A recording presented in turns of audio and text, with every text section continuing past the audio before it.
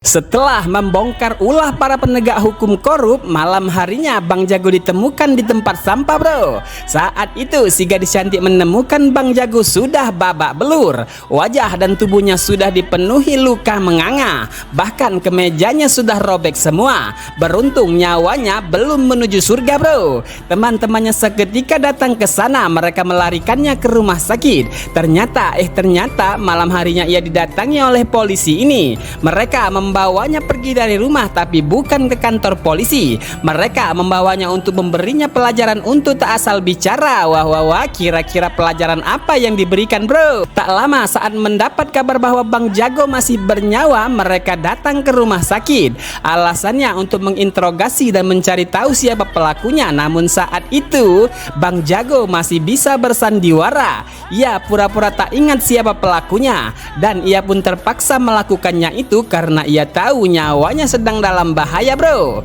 Dan benar saja si kepala polisi seketika memberinya peringatan untuk lebih berhati-hati kali ini. Wadidaw, kasihan Bang Jago, bro.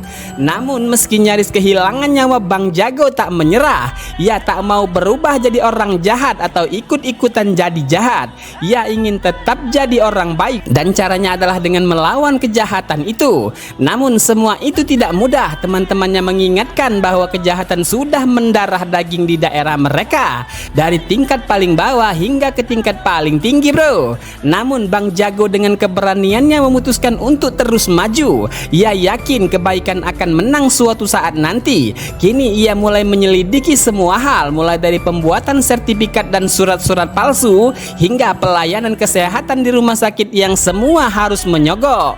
Semua sudah bobrok, semua butuh uang pelicin, dan jika tak punya uang, rakyat-rakyat miskin di sana dilarang sakit, bro. Wah, parah mereka, bro. Bang Jago bekerja sama dengan salah satu stasiun TV yang masih lurus. Mereka menyiarkan cerita dan hasil penyelidikan si Abang Jago. Namun saat rakyat mulai mendengarkan dan menonton, tiba-tiba para penjahat menggunakan cengkeramannya. Seketika stasiun TV dikirimi fax. Siaran-siaran yang menyiarkan kebenaran dianggap tayangan sensitif dan propaganda dan harus dimatikan. Namun mereka tak menyerah. Tak lama setelahnya Bang Jago kembali muncul di TV. Mereka menayangkan siaran langsung tapi bukan dari studio. Mereka bersiaran dari sebuah trailer yang berjalan di jalan raya, bro. Namun para penegak hukum tidaklah bodoh. Mereka punya semua perangkat untuk melacak, dan akhirnya keberadaan mereka diketahui. Dan tak butuh waktu lama, trailer itu dikejar dan dihentikan di tengah jalan.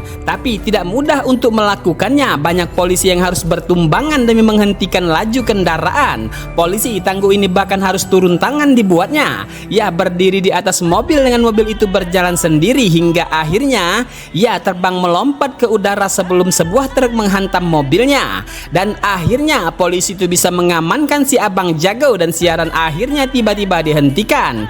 Namun kejadian itu telah memicu kemarahan warga. Di luar sana rakyat mulai turun ke jalan menuntut keadilan atas kondisi dan kerusakan sistem yang sudah begitu parah. Wadidaw, sepertinya bakal terjadi prahara, bro.